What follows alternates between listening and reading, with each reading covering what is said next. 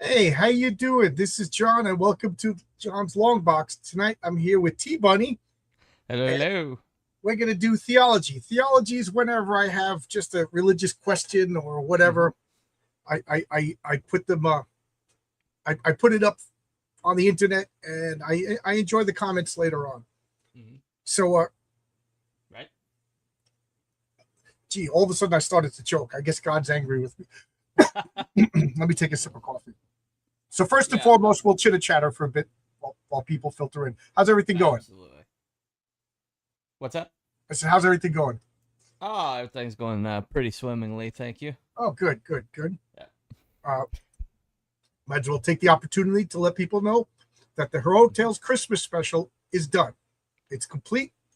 I just needed a couple of high resolution files for the covers. I Yeah. got that yesterday, and we're sending that out to get order of proof. And once I get the proof in my hand, I'll see if the comic's good. Then it's time to do the printing.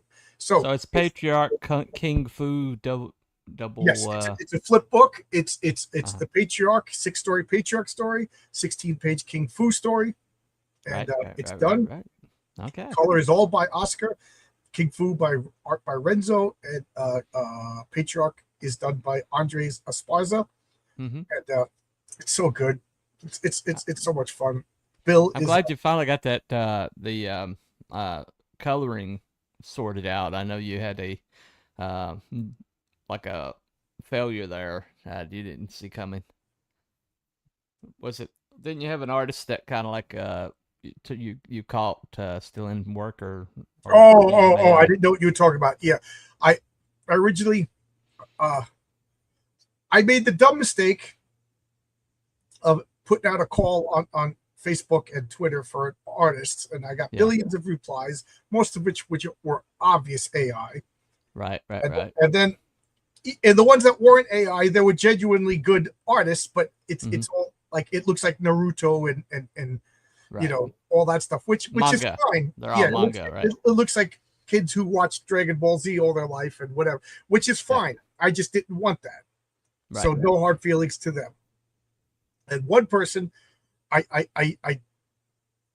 tried him out, hmm and the page, just something about it didn't look right. And he a short, and next thing you know, he sent me layouts of all 6 pages. I said, I didn't tell you to do a layouts for all 6 pages. Right. I Right. said, well, Right. I was Right. trying it out for the first page. So I paid him for that first page, and I said, hold on. And then I ran it through those computer things that Bill Williams sent me one, and it said it was like 93% that this was AI generated. So Ah. I Ah. so I think he did AI generated, and then he hand drew over a couple things, hmm to whatever. So I said, I can't use you. I told you, if people think I'm using AI, I'm done. I can Yeah. oh no, I'll fix it. I said, there's no fixing. I said no AI, and you used AI, like that Right. you broke the prime directive over here. There you go. There you go. So before that though, I don't know why I was so dumb, because Oscar, my colorist, he's an hmm art teacher, and he sent Ah. me two portfolios a while ago with Yeah. two really good artists, Andre Speed one, and I forget the name of the other guy who I plan on hiring in the foot, but the other guy does more like darker, somber horror kind of stuff. Oh, You know what I that's mean? So perfect for. I mean, the jacket is definitely dark. the what? The what? The second story of the first book you did, I thought when the guy with the cursed jacket, like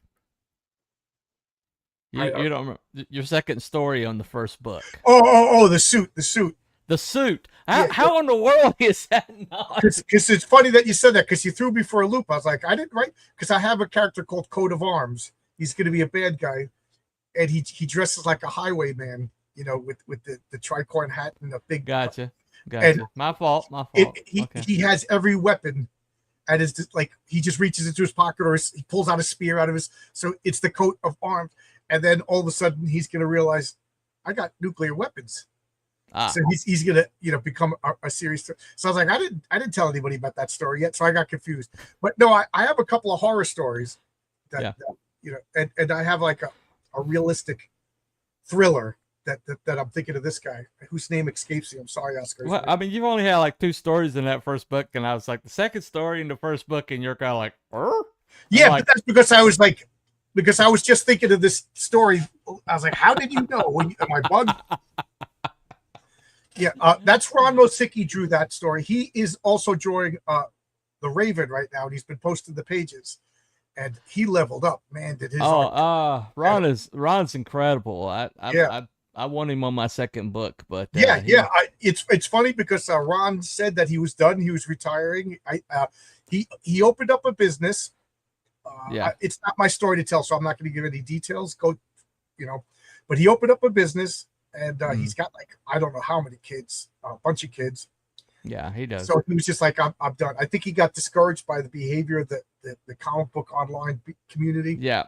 And, so I talked him into. I said, do one more story for me, because he still misses drawing. So he did a cover of Patriarch versus the Raven. Let's see. I was trying to line him up for my second book, and I was trying to start doing some pages in my second book, and then he suddenly declared, "Oh, I'm done with all of it." Right. But here's what happens. So he got the art bug, and he drew up. He said, "Can I do a fan art piece for us?" Like, yeah. What am I gonna say? No. And it was great. And then I got it colored, and everybody's like, "That's so." So he got it. So I said, "Here's a script." I said, "Before you say no, read the script." And I honestly think it was the best script I ever read. And he was like, "This is so good." He goes, "But I'm super busy. Like the best I could do is like a page a month." I was like, "That's fine, because it's the third story in the line." And Renzo didn't even start drawing the first one. I said, "So you got plenty of time." And now he's all caught up. His business is doing fine. And now he's banging out like a page a week. I was like, slow down. Well, thanks for letting me know he's back. Well, thanks for letting me know he's back, because so hit him up. And it's so good. It's so good. Nobody does like, I told him this before, but I've never met an artist that does the linkages of the mechanics as well as he does. I mean, even if it's a fictional mechanical thing, what he's drawn makes perfect sense mechanically. I've never seen anybody do that. He had like kaiju that had like weaponry and stuff like that, and with hoses and stuff, and it was all. Well, I looked at it, I was like, well, that's logic that would be connected to that, and like all the hinges were there, all the, grommets were in place and everything, and so, I definitely one of my favorite artists. I've always told him that, but I got a couple panels that I'll show you later. Well, here's a page. I'm just gonna make this big since we're talking about it, and then we'll get on our topic. But this is a page. This is the last page he did. So the name of the story is Curtains, and what it is the Raven's ex-wife is a terrible actress, but she's a sexy woman, and the producer is putting her in the play. It's inspired by that Woody Allen movie, man. He might be as good of an inker as he is a penciler. But he so here she is, Risa. She's talking with the producer. Yeah. And here comes Curtains. That's that's the supervillain's name. And he's a theater critic. And if he thinks you're terrible, he kills you, and he kills you in the manner of the play. So it starts out with Ophelia is drowned. The actress who played Ophelia is drowned. The actress who played Romeo and Juliet were poisoned. Oh, you know what I mean? Wow. So now she's gonna open up in she's playing. Oh, geez, I can't remember the name of the character, but she's playing the female in Titus Andronicus, Shakespeare's first play. Read the play yourself to find out what her fate will be.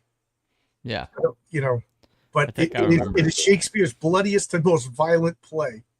Yeah, he started out pretty much on that extreme end. Yeah. Yeah, it is. So it has one of my. I mean, everybody dies in Shakespearean plays, and so right. I mean, so it has one of my favorite lines that I wrote was Raven is in his secret identity, because she doesn't know he's Raven, so he's knocking at the door, and she's with the producer in the house, and he says, "You got to get out of the play." She's like, "I'm not married to you anymore. You can't tell me what to do." And he goes, "I should just let you be in the play." He goes, "I hate your guts, and I still can't let that happen to you."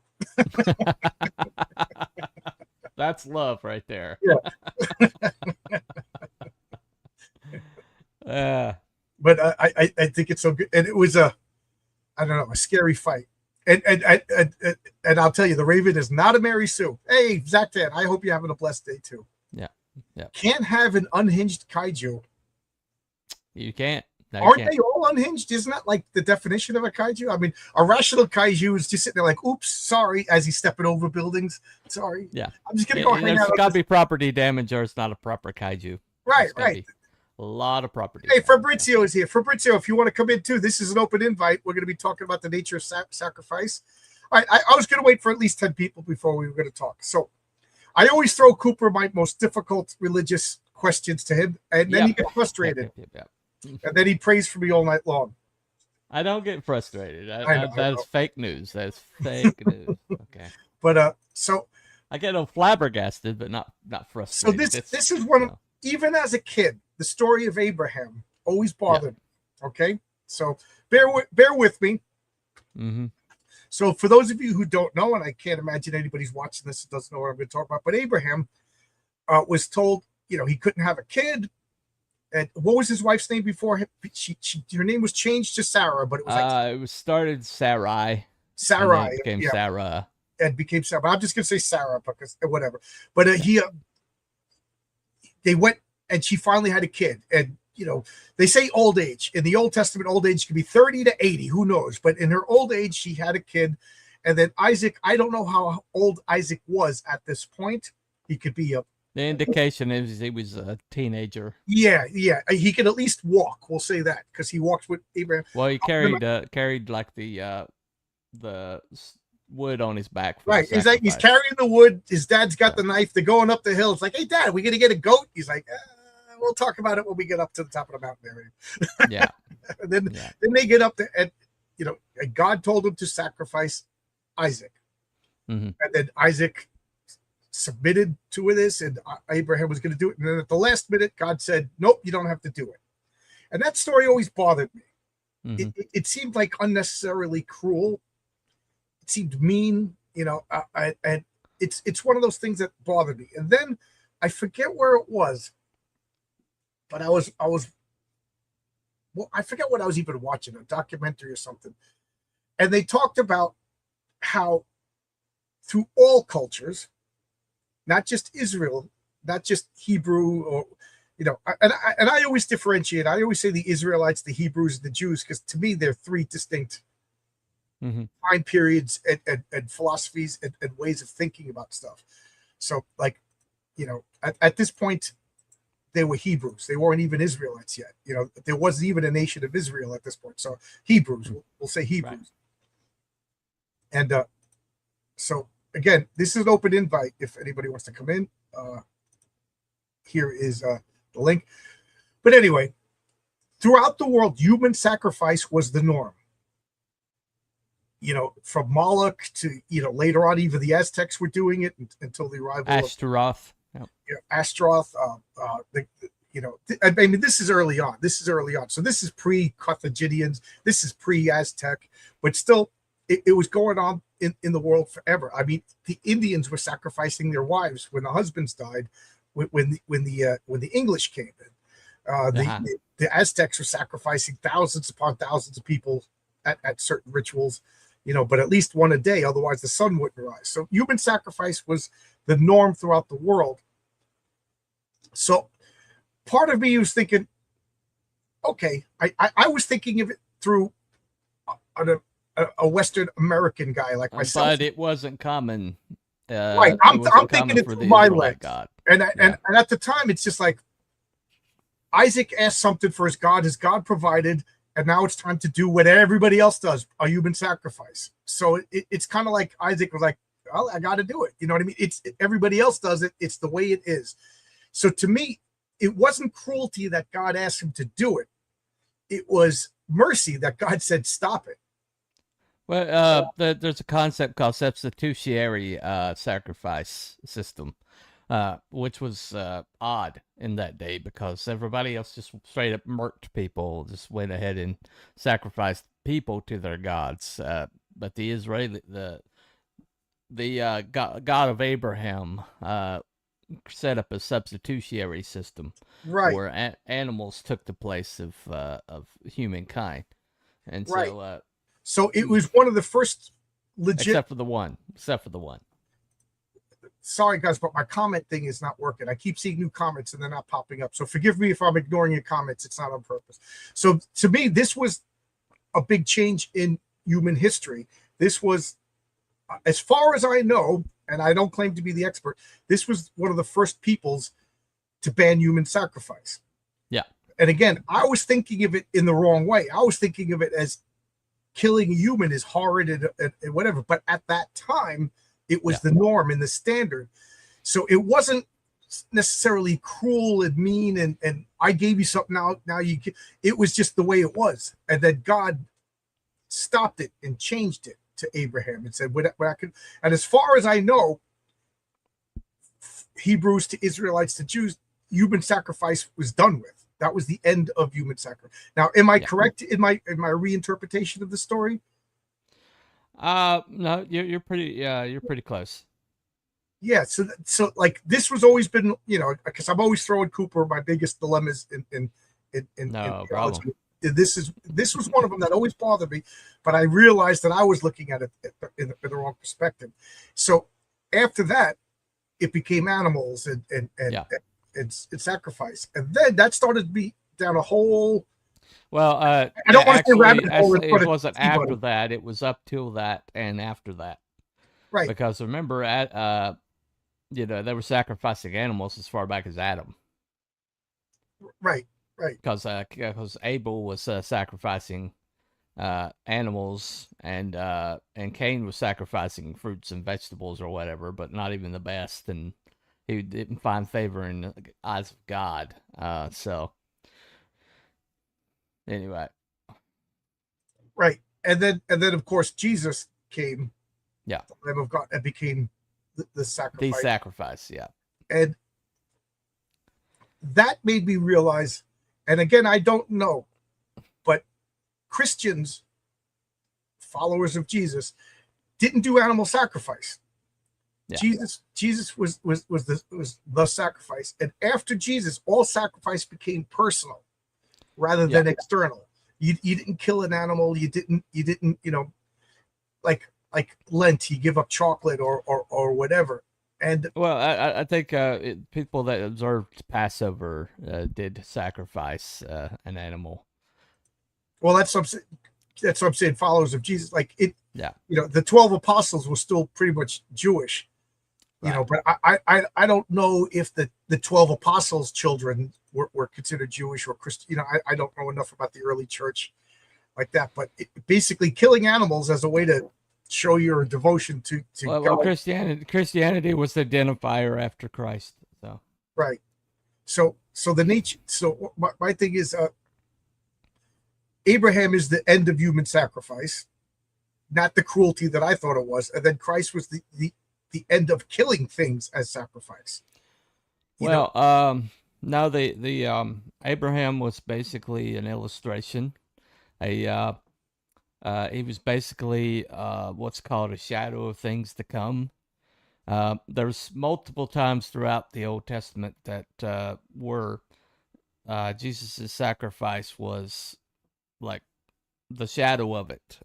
It was like foretold by certain things that happened. Abraham sacrificing, having his hand stayed from sacrificing Isaac.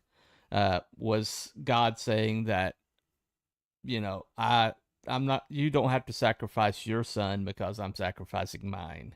Right. And it was just an illustration of the ultimate sacrifice that was to come. So. Right.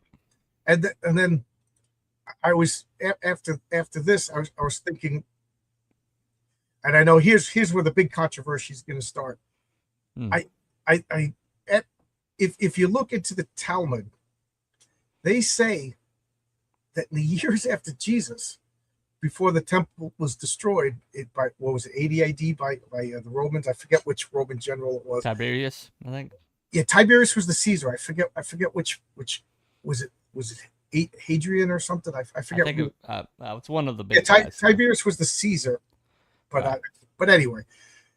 That the Uman and Thurin stopped working, and all the magic stuff stopped working, and all I could think of is like, dudes, it's pretty obvious that you know, it's over with.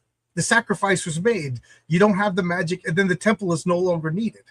Mhm. You know what I mean? It's, you know, Right. yeah, Right. yeah, and to me, that was the end of Judaism. You know, because once the temple was destroyed, because not most, the Hebrews were pre-Israelites, and then once they became Israelites, it was temple worship. How could, the whole thing is, how could we worship a strange god in a foreign land? The Psalms with go in the Babylonian captivity. It was all centered around the temple. And then once the temple was destroyed, in my mind, that was the end of Judaism. And now rabbinical Judaism, Talmudic Judaism, it's a different religion. Well, the whole entire Jewish people were completely scattered to the winds after the temple was destroyed. Uh, Israel ceased to exist as a country, as its own entity. So the Romans got tired of them and just like wiped them out as a culture. That's why the diaspora happened, and that's why it was so significant when they brought them back together in the empty lands that weren't occupied or claimed by anybody at the time. And suddenly, it's like, oh, we were here, we were a country. No, you weren't. You weren't a country. When they brought them together and stuck them in their ancestral homeland, there was nothing organized there. But that's why it was significant when they did that, and I think it was 48 maybe.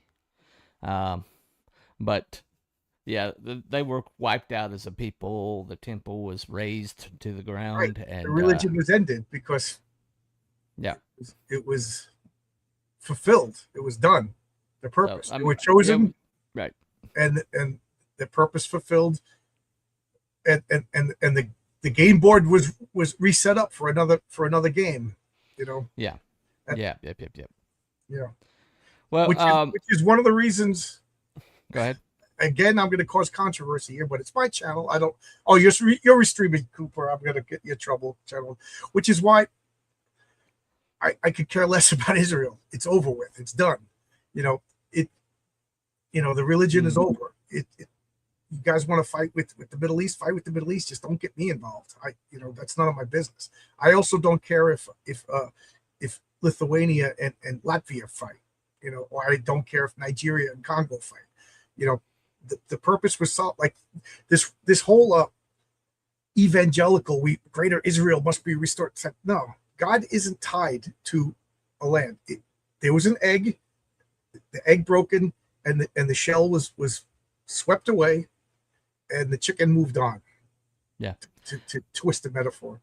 Well, I'll have to push back a little bit there, of course, but the whole entire standing with Israel does work on two different levels. One of them being that the whole region is unstable and anti-America except for one country, and so it does make. I don't think they're too pro-America. Well, they were definitely not openly anti-America, which makes them closer to pro-America than everything around them. So what? So, well, I know that's changing somewhat. They wouldn't exist if I didn't go to work. I got to go to work to support a country where the people are at least not anti-American. Yeah. You know who else is not anti-American? Japan. They love us, and I don't have to support them. And we bombed them. Well, I mean, you can argue all day about how much we are economically supporting them, but I do also say that they are significant in Revelation. So, if they don't exist, a lot of stuff that happens in Revelation doesn't happen, and so, there is that. I don't buy any of that. I think when they talk about Israel, they're talking about the people. Well, I mean, fair enough. They're not talking about dirt.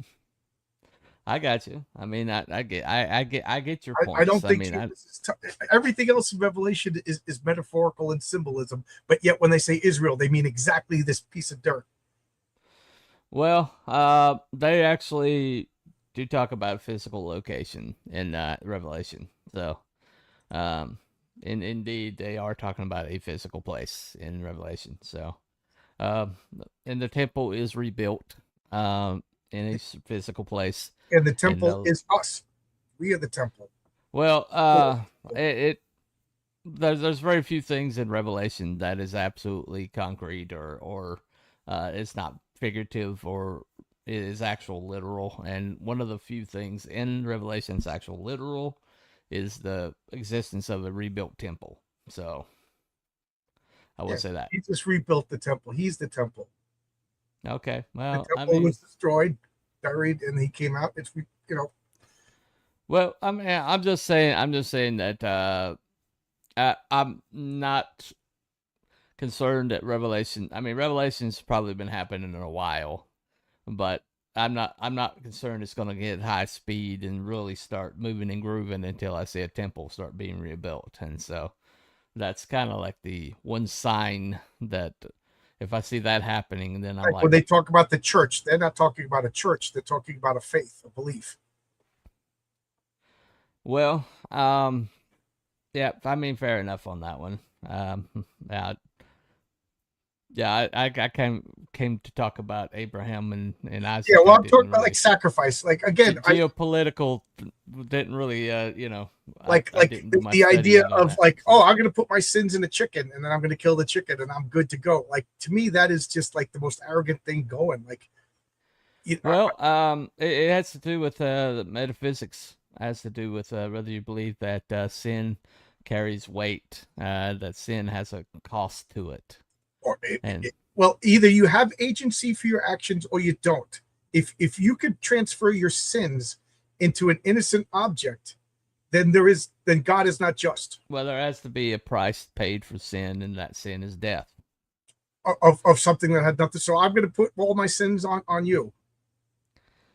You have all my Well, sins. Is that it's just fair? the You're, metaphysics of it, and it's not the only. We're no, not. it's ridiculous. It's ridiculous. You either have agency or you don't.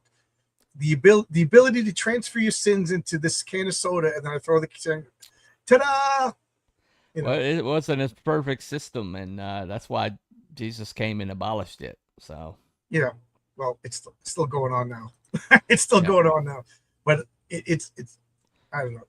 Sacrifice has to be personal and it has to cost you something. That's what the like that's why I don't like the concept of we need to help other nations. We need to help other nations raise taxes. No, you want to help, you help. Oh, you're a good Christian. We go to help the poor, so we're going to raise taxes. No, no, you help the poor. You give your money. You give your time. Well, see, ideally, that's what the Bible calls for us Correct. to do, and the whole entire welfare system before the government took it over was Was the mostly church. was the church, Right. and The church created hospitals, welfare, orphanages, yeah, they wouldn't exist without Christianity. and, People and aren't. whether or not Have you ever seen a Muslim hospital? Anybody? Can you show me a Muslim hospital that was you know, built the and by yeah?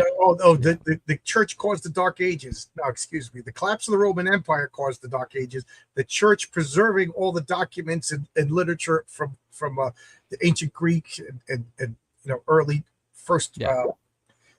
without the church and those crazy monks living a life of in a hole in the wall writing under candlelight, we wouldn't have Plato and Aristotle and all of the stuff No. that brought us into the Renaissance. You No, know, I mean we wouldn't even know the Homeric. correct. There wouldn't be an There Odyssey wouldn't be an to Odyssey have a without gender that. neutral Yeah, translation of it for to have an ugly Helen of Troy. We wouldn't have there that you go. without the church. No, he wouldn't. As a matter of fact, the Odyssey, Iliad and Odyssey is actually the second most backed up ancient document behind the Bible, and the reason why is because the church preserved it.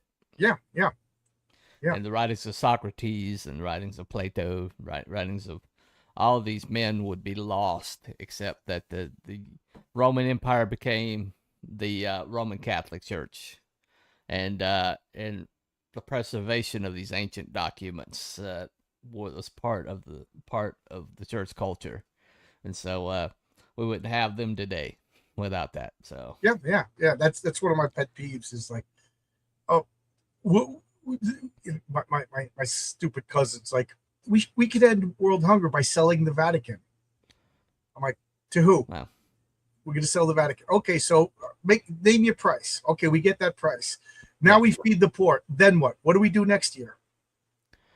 Well, I mean, Now there's no more Vatican to sell. How about we work on some sort of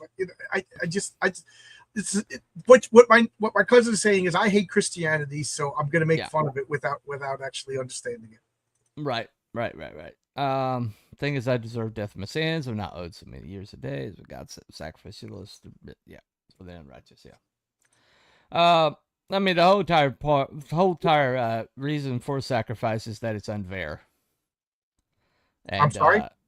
The whole reason for sacrifice and the whole entire reason why is because it's a system that needed to be ended because it is inherently unfair for somebody else to pay the sins, the price totally. For the sins of another. I got people showing up. I'm not letting you on unless you turn on your camera, unless I know who you are, because then people are going to start cursing or saying stuff or turn on their camera.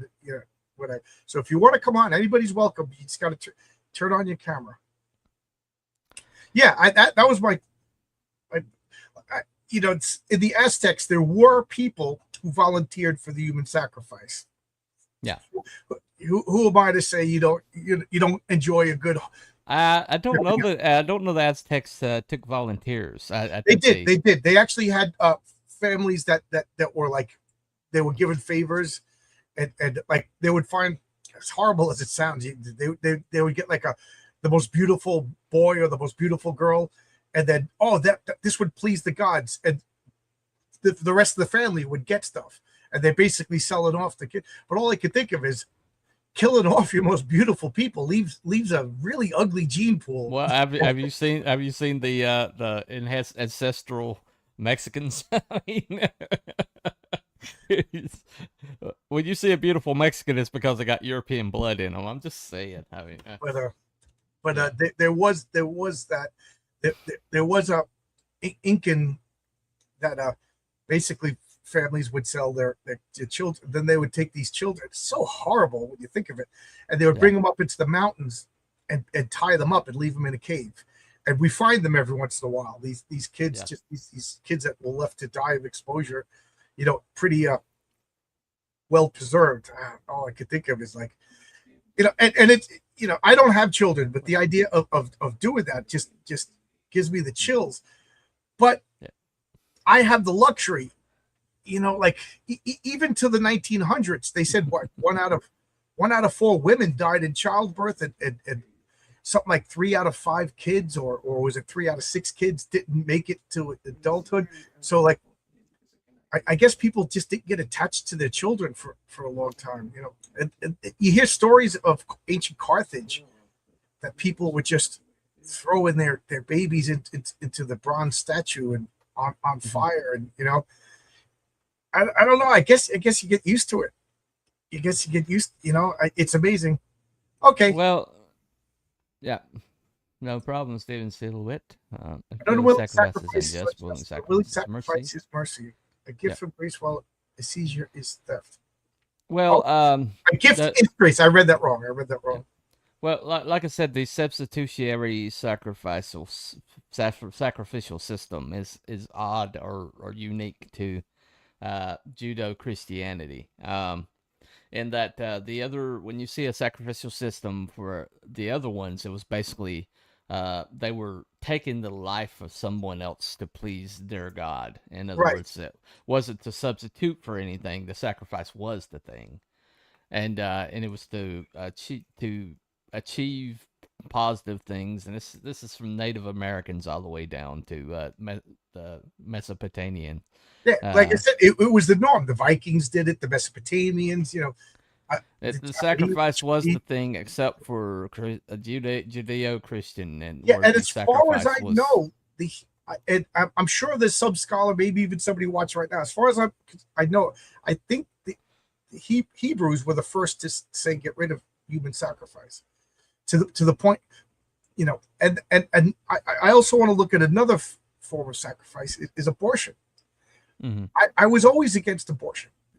Even in my super atheist days, I was against abortion because I'm like, there is no afterlife. There's nothing else. You get one ride on this rodeo, and you're taking it away.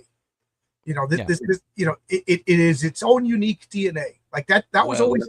And then people say it's a clump of cells. And I say, well, I mean, if you look at the population numbers of Gen X, we were going to be one of the largest right, generations, and then after 1973, we drop off a cliff. They yeah.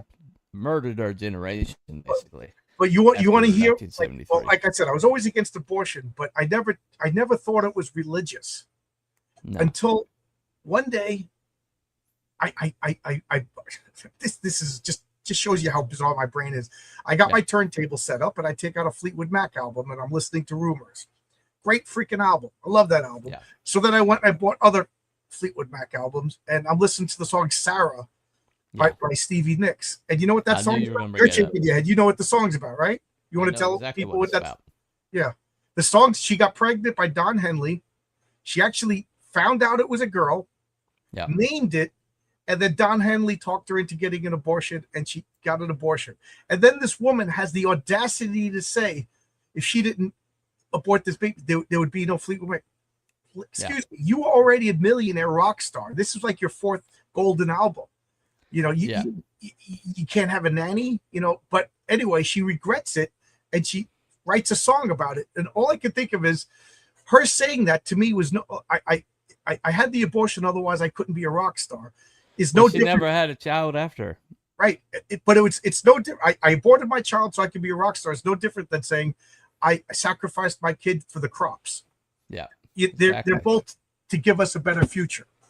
And Don Henley, by the way, is an asshole. Yeah, well, He is a as total Mojo asshole. Dixon said, Don Henley must die. Yeah, there you go. But it's and then ever since that, which was only about 3 or 4 years ago, I look at Planned Parenthood and I'm just like, these are just temples to Baal. Yeah, It's just I'm or sacrificing. Ashtaroth.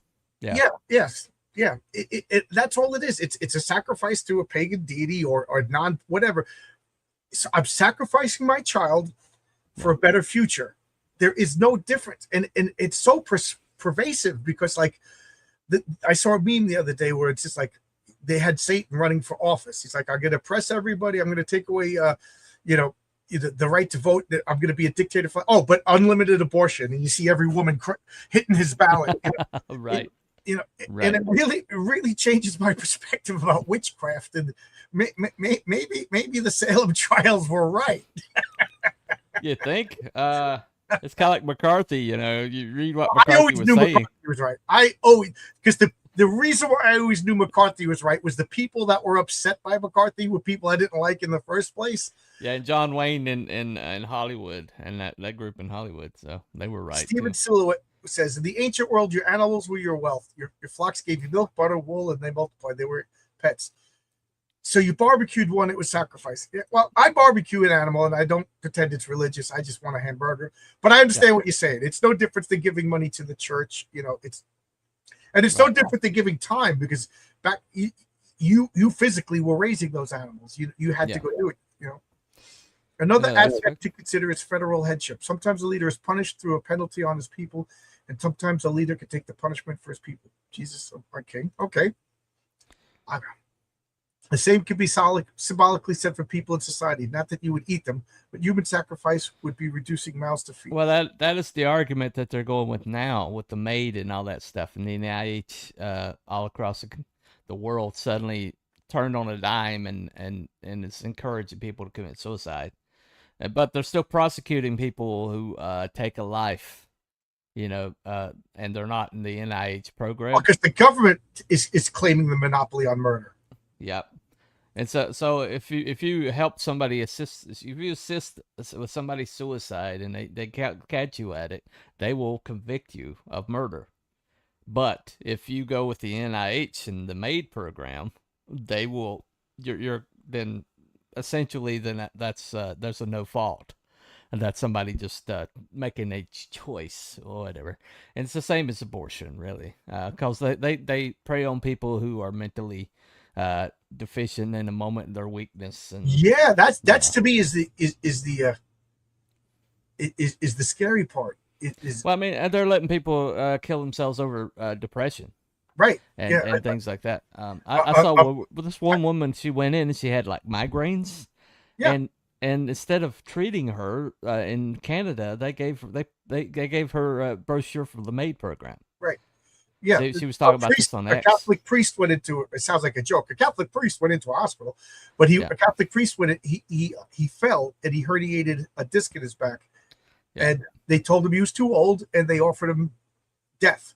Death. yeah. To You know alleviate your suffering or whatever. that's what Sarah Palin meant when she said death panels.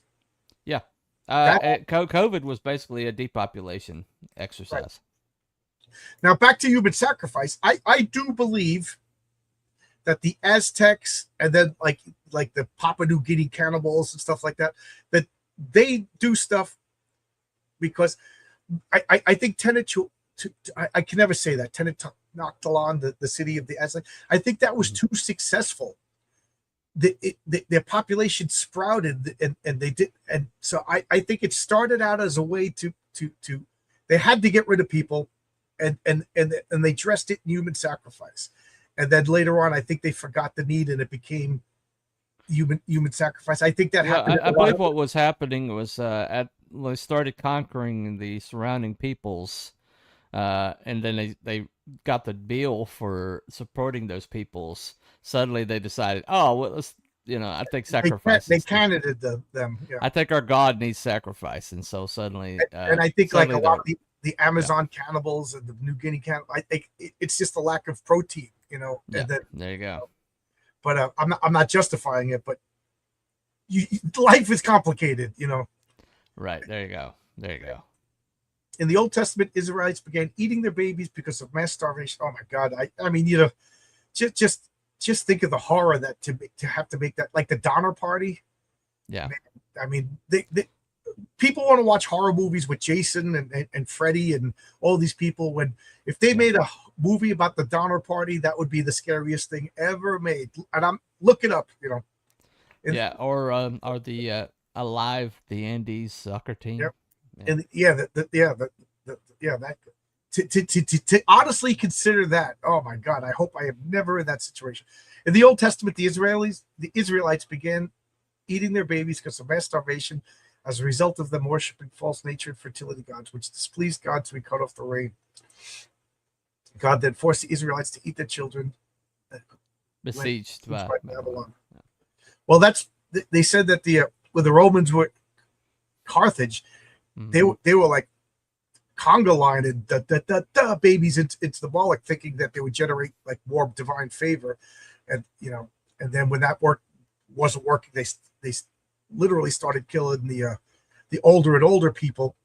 Yeah, because I don't know, maybe the Romans were gonna they were pissed. it's like Maybe they were like just gonna come in abortion and or mow them all down. euthanasia. What's that? Abortion and euthanasia are two sides of the same coin, Yeah, basically. it's slippery slopes. There's a lot to Yeah. be said about this topic, a whole lot of death, but I'm not typing an essay here. Okay. Was that you that was going to come in? Because it said Halloween Man or something like that. They sell made with tough cases and they make it more mainstream than government control. Right. It's, what do they call that? The Overton window? NIH. It's in the NIH countries. So that they're like what they want to happen here. It's like that's what Obama was trying to do, was trying to create NIH here. And Right. if that would happen, he was trying to implement it before COVID. And what you saw happen in COVID is because of the Obamacare. Yep. Yep. There's So, also a theory that when they began cannibalizing the mouths to feed the most use of society, the children, they discovered that they would get really high on the drug. I've been hearing adrenochrome. Yeah, the adrenochrome stuff. I don't know if that's a conspiracy theory or if that's legit. Well, I mean, look at the actors of 4 years of Biden, and look at them now. They're aging like milk. So I think there might be something to it. Just saying. I don't know. We got more of the comments. Jeremiah told them to avoid the siege by submitting to Babylon because it was their worst punishment, and hindsight would have been the smart thing to do. Yeah. Yeah. Yeah. They never listened to Jeremiah. They never listened to him. right? Because the The Jews guy didn't preached respect for him. like 80 years and nobody ever listened to him once. He preached for that long. Yeah, it was a long time. I Long didn't know. I didn't know he Yeah, he was. started young.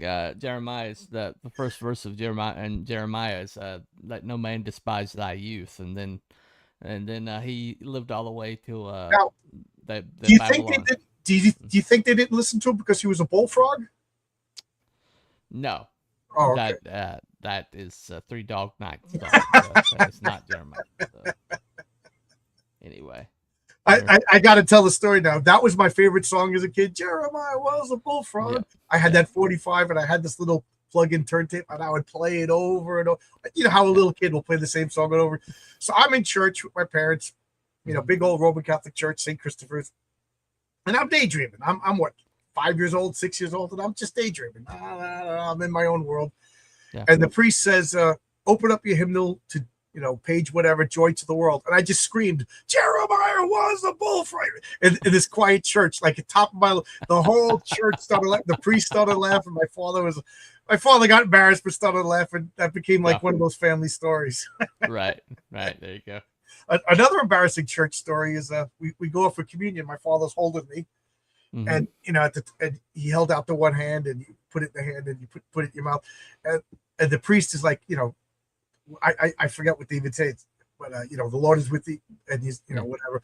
And I grabbed the microphone and I just went calling all cars, calling all cars.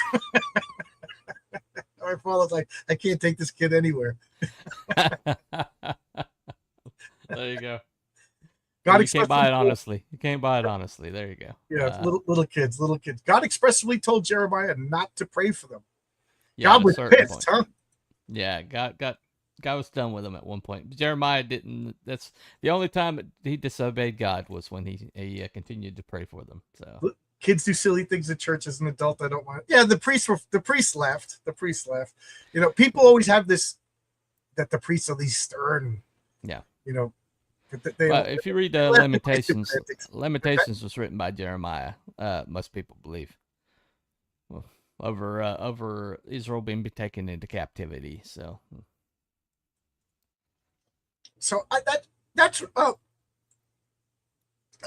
I'm living proof that like I held on to this, like this the story of Abraham just really made me uncomfortable. And about a year ago, my wife and I went to the movies. There was some Chosen related thing. They what's his name? Daryl Jenkins, who made the Chosen. mm-hmm. He made a short movie about Abraham and Isaac. And it's really cool looking. I really like the sets and the way it looks because he tries to make it as accurate as possible. Not Right. not like the 50s, Cleopatra and Charlton Heston Moses stuff that was, didn't really look like, but this was dark and ill lit by candlelight and everything like that. And the soldiers of, like, I guess they were Babylonian. I don't even know. It's kind of like found footage, you know. Well, not really found footage. I mean, it was big, but like he had period accurate dress rather than like a Hollywood accurate dress. You know, Right. the being a D&D nut, I researched a lot of this art, and it was just really cool. So I was into it for that. But the story, like taking Isaac up, and I was just getting madder and madder. So even a year ago, this story bothered me, and now like I realize. So I'm a perfect example of, like, I get a little bit of information, I can change my mind. Like, but I realized I was coming at the story from a completely Western American, you Yeah. know, sacrifice. But this was just the way it was. And Isaac was doing, Abraham was like, I prayed for something, I got something. Now, this is the way, and it was an end of human sacrifice. Not, Well, the whole idea was that God promised that he would be a great nation. And so when he had Isaac, that was fulfillment of that promise. And so him taking Isaac up to sacrifice him after God told him so was his belief in God that God's promise was that he would be a great nation. And so when God told him it's like to sacrifice his son, it was essentially God, you know, it wouldn't make any logical sense unless God was planning on sparing Isaac, and so, but he had to follow all the way through with Right. it. Or I mean, who knows? Abraham could have been like, well, I guess I'm going to have another son. You know what I mean? Well, My wife and I he are still loved, alive. yeah, I mean, he loved Isaac like any. I mean, if you ever see somebody has a child late in life when they didn't know that they were going to have that didn't, you know, usually that child is like their feet never touch the ground; they're just adored, you Yeah. know. And in this case, Isaac, we see his character later. Isaac was kind of like pampered somewhat. Isaac did have some character defects The that part of the showed up story later. that still gets So, me mad, though, yeah. is that he had to get rid of the handmaiden. You know, oh, yeah. Hagar. Yeah. Yeah. Hagar the Horrible. She had to get rid of Hagar the Horrible. Yeah. You know. Well, that wasn't never supposed to happen. That was Sarah trying to, do God's work for him, basically. And there's good indication that that's the reason why we have so much conflict in the Middle East now. They consider themselves descendants of Ishmael. And that's why they hate Israel so much. Yeah, so that's really all I wanted to talk about. Okay. I just I had a change of perspective about a story that always bothered me. Yeah. Job. I know we talked about Job. I still Job still gets me mad. Job still gets me mad. What else did we talk about? We've talked about Melchizedek was one of them. Oh, yeah, that's what started this. That was fascinating. I really enjoyed that one. I knew nothing about that. That is really cool. That talk inspired a story that I kind of told you. Well, I mean, that's because I was beating somebody down on your stream that was trying to say that Yahweh was the Mesopotamian God. That person is a know-it-all. We'll leave it at that. He is. He's a know-it-all. The way he was saying it made me mad. I mean, I usually don't go after anybody on somebody else's stream, but when he's like, "Well, you do know Yahweh's a Mesopotamian God, don't you?" And I was like, "Well, okay, sick him to the dog." Well, that person is personal friends with the head of DC Warner Brothers. You know what I mean? And yeah. He dictates their policy. Yeah. So I was taking it all with a grain of salt. Yeah, but I mean, look at it this way: because of that know-it-all person, I'm enjoying these talks and learning. There you go. That whole Melchizedek thing I thought was really, really interesting. I knew nothing about it. It's a parallel. It's a parallel to Christianity.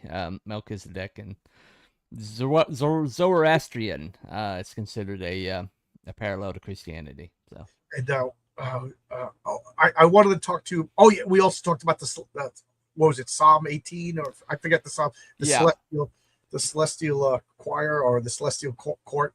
Right. That was a fun one. And I want to talk to you about the parable of the parable of the tenants. That's the next one I'd like to talk about. Okay. All right. I'll have to do a little research on that one. Yeah, I had a whole bunch and then I forgot about it. Then I was working a lot of overtime and now I've all my loaded up information is gone. But I remember I reached out to you. I wanted to talk about that. Right. Yeah, God did promise to take Hagar and his son. He did. Another topic I'd like to talk about, and okay. you can bring up topics too. I'm not, because you know more about the Bible than me. And my wife now is like an expert on the New Testament. I'm embarrassed to admit I've read the Old Testament many times. I've always been fascinated with it because to me, it was I don't know, gods and dragons and monsters and dragons and Samson beating the crap out of it. It was all fun mythology stories. Right. And the New Testament, it just sounded like preaching. It was like going to church. You know what I mean? Yeah. So I got to actually read the New Testament. I've never read it, but I've read the Old Testament many times. I mean, you'll be fascinated if you read Revelations and. Revelations I read because it's all monsters. Acts will bring up a lot of cool. Questions. Oh, you just reminded me of one. Paul's letter to the Corinthians. I think it's 3. There's only 2. Okay, yeah, but okay, so maybe I forget which one it is.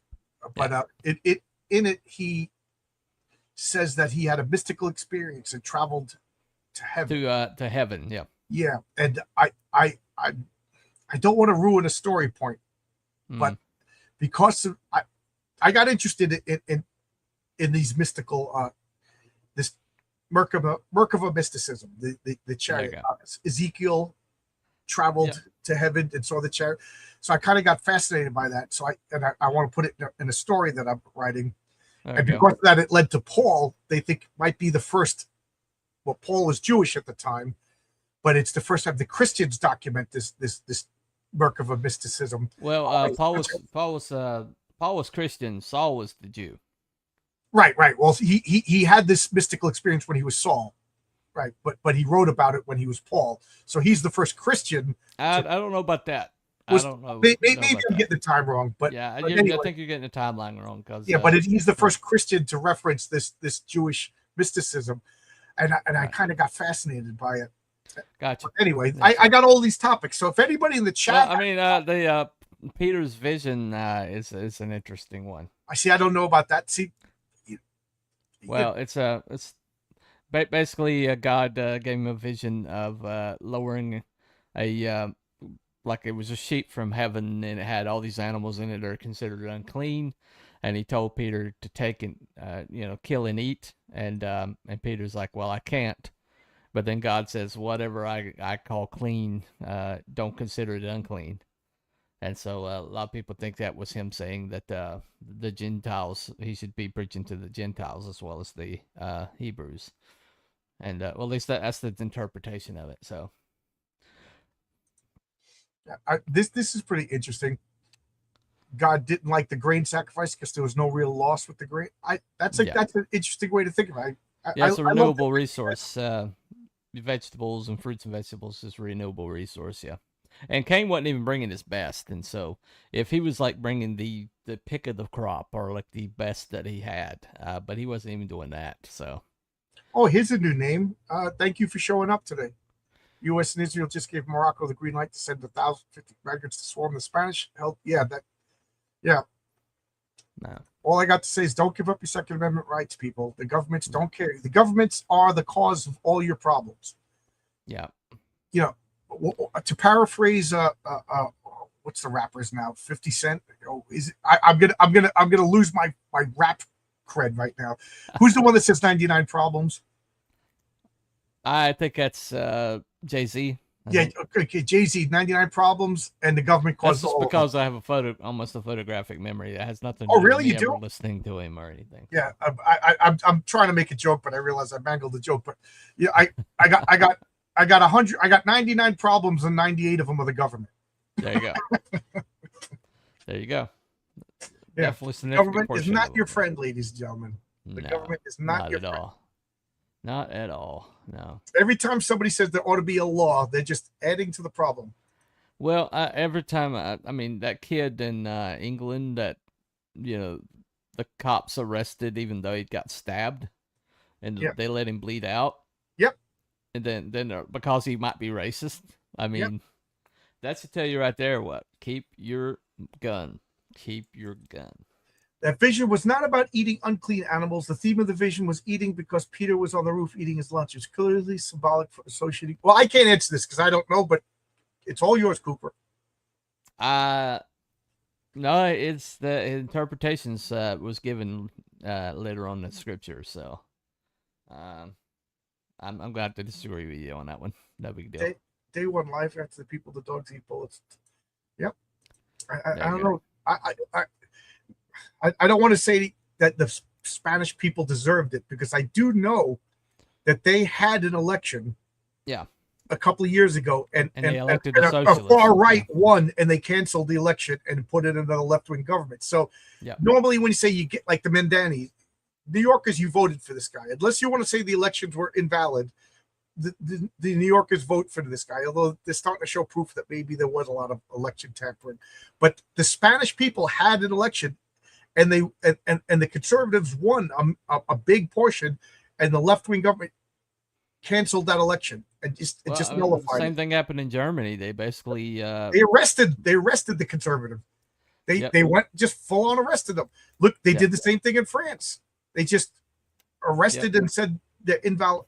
What's his name? Not Tommy Robinson. The Conor McGregor was going to in Ireland, and they just said no, you can't run. They invalid. How convenient. How convenient.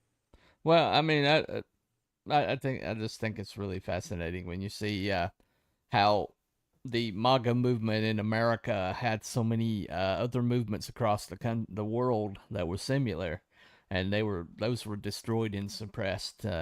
And a long time, around 2020, suddenly everything got suppressed and destroyed of everywhere else, and so for 4 years, everything we kind of went underground here. So they tried to do it. I mean, they tried to do it here, but they did a good job. I mean, they released the freaking pandemic to take control of these elections. I mean, that's. But the corrosion of evil is why ultimately it will never. It might win for a season, but it can never stay in power. But when you seize seize the like the institutions like they have in America, then you can artificially prop yourself up for a while longer. But it's all astroturf at this point. Did you see in New York City that this Mandani he just created? I don't know how to pronounce this term. It's like a French term, but basically it's like an extra tax on houses that are over $900,000. Well, Yep. that is a lot of money. And he doxed But all of the but here's the millionaires thing. and billionaires In New York City, in the 5 boroughs, the average house is $800,000. The average house. So I'm talking regular blue collar guy's house is $800,000. So a $900,000 house is this much more than average. So this story of this little grandmother who's been living in the house since the 60s, she owes $58,000 because Mayor Mandani said so, or she's going to lose the house. You know what I mean? And then he's trying to put all these like these free grocery stores or these cheap grocery stores out, and he's going to totally destroy that economy. And so it's happened all across every communist government has done the same thing, the same way, and gotten the same results. Everything's going right on schedule because he came here to destroy New York City.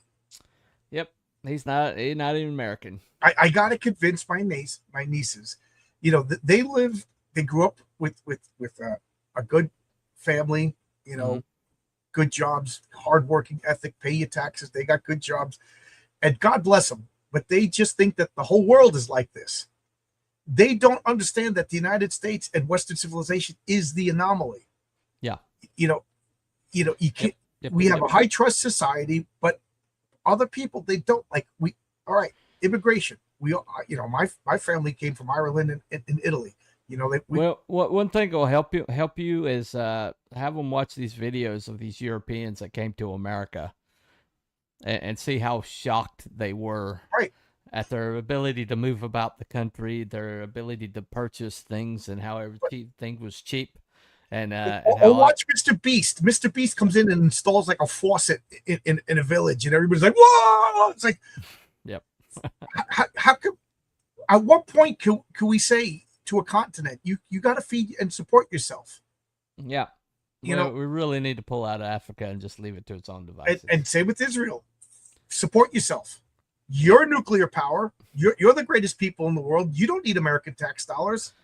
Well, I mean, if you look at what happened, right after they moved into Israel, they got attacked by all the neighboring countries, and all the neighboring countries were armed to bear, and they wound up with bigger borders than when they started. So they don't need my tax dollars. They don't. They really don't. But yet they do. It is what it is. All right, trust the plan. Yeah. Yep. So I got nothing else to say about this topic. So anybody watching this, do you have anything we'll talk about next time? I kind of want to talk about the parable of the tenants. And if you listen to this, you probably know what I have to say already about it. Cooper, you could come up with your own, if you want to talk about anything you want to talk about, anything you just like to talk about. I know you probably have less problems with the Bible than I do, but anything you want to talk about that, I don't know, just interests you. Yeah. You were saying, how the hell did this $1 trillion organization exist and nobody even knew about it? and Yeah.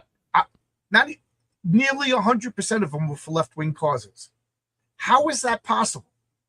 Well, And and non-government, it was happening during Republican administrations as right? well Because as they were getting Democratic paid off too. Everybody was getting paid off. Everybody was getting Foreign kickbacks. aid Yeah. is money laundering. Yep. Yep, it is. It definitely was. I mean, Africa hasn't benefited from $4 trillion. No. And all the cuts that Doge found are still sitting on Congress's desk. So, we haven't even seen the benefit of most of the cuts that Doge recommended. So, about the only thing that got done was shutting down USAID. What's with the stream camera rule is, see, I didn't know that was you because you had a different name when you showed up. But if you don't turn, I've had people that don't turn on camera, and then I bring them up and they just start cursing, or all of a sudden the camera goes on and they're showing nudity or whatever, guns or whatever. You know what I mean? People think it's funny. So if you have a camera on, it promotes good behavior. Like RJ for the Fourth Age, I know him. Or Heroinberg comes in without a camera. And believe me, you don't want to see his face. It's better off that he doesn't turn his camera on. But it's just a means to ensure good behavior. Well, Yeah. also, Mr. Longbox over here has ticked off some people that you just don't want to give an open door to. So we'll just say that it's best policy for him to do so. Right. I mean, if you want to come in and argue with me, call me a jerk. At least do it face to face. Yeah. Yeah. Don't. As soon as you make that a reason or a prerequisite for coming on board, a lot of the riffraff decide not to. So right.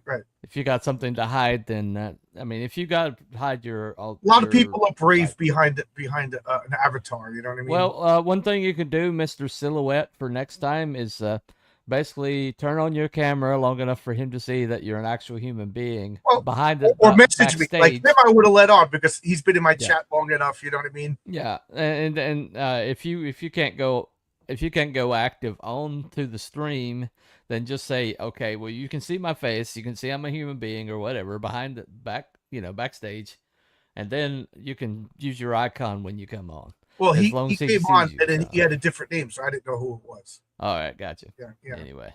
Yeah, but it just cuts down on the shenanigans. Yeah. Because I've seen other channels, they bring somebody up and they're playing like a porno clip or something like that. And they get the channel struck or whatever. Well, I don't leave the door open very often, but since nobody comes to watch my channel anyway. Well, you're also not monetized, so like I'm not monetized now. So you once you become monetized, you have there's a whole bunch of rules you have to agree to. Yeah, it's kind of like you're invisible until you get monetized. I make almost enough to pay StreamYard, so there you go. Yeah. And every time I catch up, StreamYard raises their price. Oh yeah, I'm basically out of pocket here with mine. But with the FNC arena kicking off and all this other stuff I'm doing. Yeah, good luck, man. If you I'd like to come on and talk. Yep. You're scheduled for week after next. Okay, cool. Keep me abreast. Yes. Keep me a chick. I'll be in touch anyway. Yeah, so at this point, we'll close it down. I just wanted to, I know, I just like that I had a problem and then I realized I was looking at it wrong, which I think is a lot of people's problems with religion in general is, we're looking at it through modern eyes. Mm-hmm. And I admit that I was, Right. I'll look more into Peter's vision. Yeah, I got to look into. I didn't know any. Yeah, it's the interpretation is actually part of the scripture. So that there's no like vagary about what that was meant to represent. So just go back and read it. But it was like it's supposed to indicate that God was opening up Christianity to the Gentiles, and Peter wasn't getting on board, so he sent him a vision. Oh, okay. So, Peter, later on, Paul had to take him behind the woodshed, which is funny because Paul was like brand new to the movement, and he was calling out the biggest dude. That was Paul, though. I'm kind of So fascinated by Paul. Paul was a unique human in all of human history. Yeah, He's Paul, singular, one of one. So yeah. God made a secret. Actually, the Jewish people made a secret weapon, and God used it. So what they meant for evil, God meant for good. So they created the absolute perfect missionary, and then they lost him to the people he was sent to destroy. So it's and hilarious. and then I was taught, and I don't know, but that the apostles are like, let's get rid of this guy. Let's send him to Greece. Just get him out of our hair. And then he Yeah, ends they up sent him to Antioch. Yeah. and then he ends up converting Greece. Like, whoa, Well, I didn't see that coming. I thought he would just get this nut job away from us. well, I mean, the funny thing about Paul is the first thing he did was go straight to the synagogue and start preaching Jesus, and they wanted and then they had to like basically lower him over the Damascus walls to get him out of town because they were ready to kill him already. Paul started out, man, pulling heat, man. He went straight to it, man. So, So at this point, we're going to close down for the night. This is a fun talk. right. Thanks. I'm gonna, if I can, I ask you for support on. I know I'm on Fund My Comic. But I need to hit $99 more to hit the minimum requirement for Kickstarter. So if I can, if you're interested, I hate to say go to Kickstarter while I got one of the guys from My Comic on my channel right here, but I'm sure if Cooper can understand. You'll get another backer tonight on Fund My Comic. Fund My Comic is my home. I launched. Luke and Cooper have been nothing but great to me.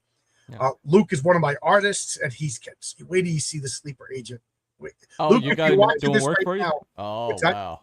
You got him doing work for you? I've seen his work lately. He's leveling like mad. Can't wait till he does some more hybrids. Oh, you did.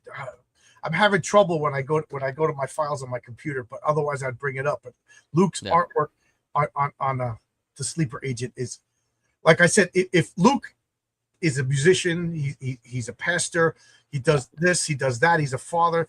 If Luke could stop doing all that stuff and just draw for 8 hours a day, he's only like 3 or 4 years away from being John Byrne. Like I'm not joking. I saw his artwork. The first time I saw his artwork was on a Chrome Dog. Yeah. And I said, this is good. This is good. This is good artwork. I liked it. The curves of his line reminded me of his panel construction is just next level. Really and then he started doing work for R.J. Williams. The name of the comic is escaping me right now, but I was like, this is Luke.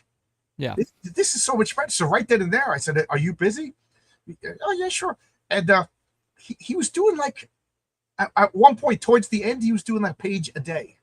Yeah. He works fast. And I gave him. I had to draw a map of a 2-page spread because I made it unnecessarily complicated. Mm-hmm. And man, he was patient. He was patient, and I was like a nitpick, he was just a pleasure to work with. Well, that pastoral, if you're a pastor, you have to have the patience of Job. Right. So I got the second story lined up, but I just can't afford to have infinite artists working on infinite stories, Right. So when I have it lined up, when the next guy's done, Matt Barr is going to do a story, and then when the next guy's done, I'm going to go to Luke again for the next one. Yeah, good luck with Matt. I get along with Matt, and say what you want about him. His art is outstanding. His art is outstanding. You just have a lot to deal with.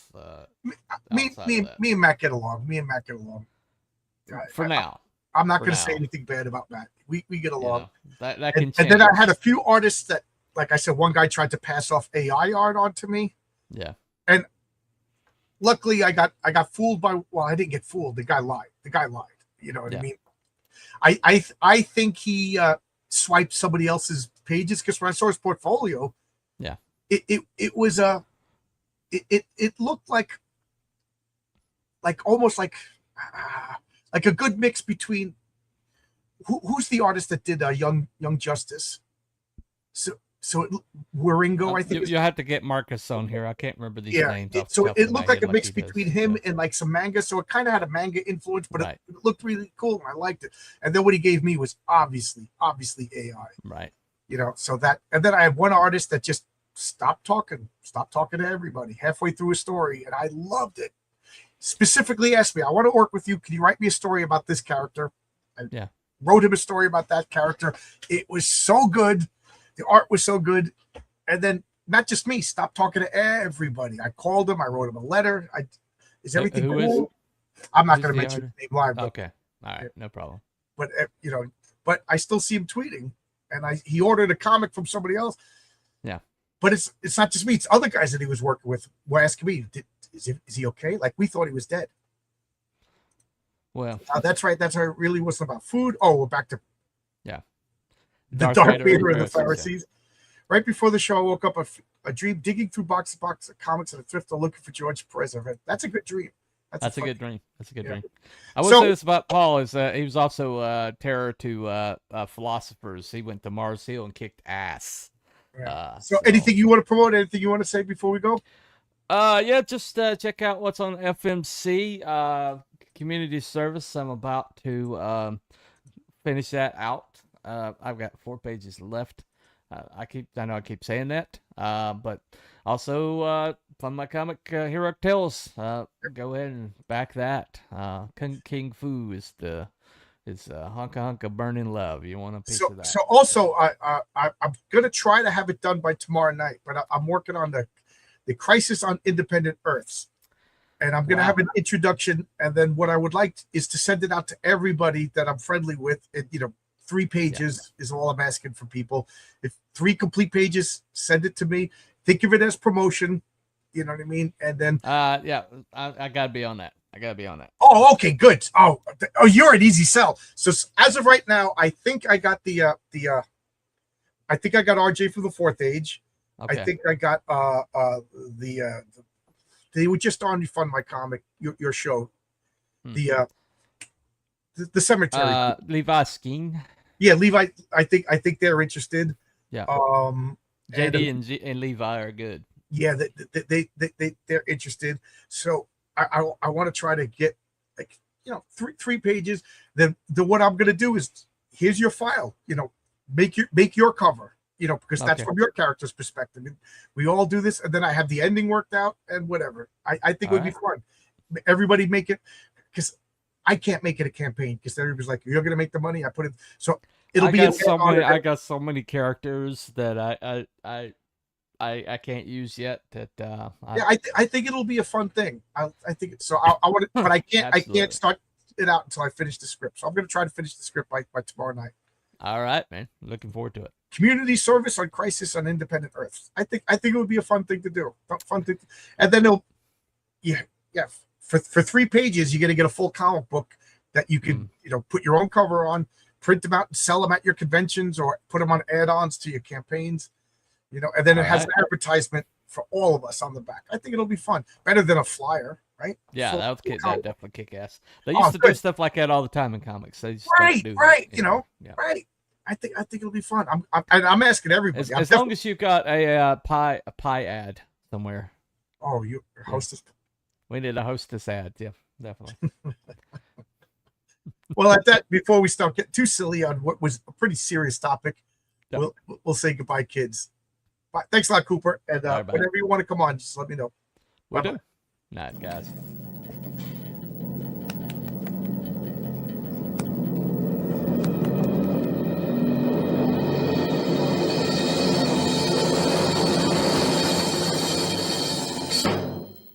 Goodbye, kids.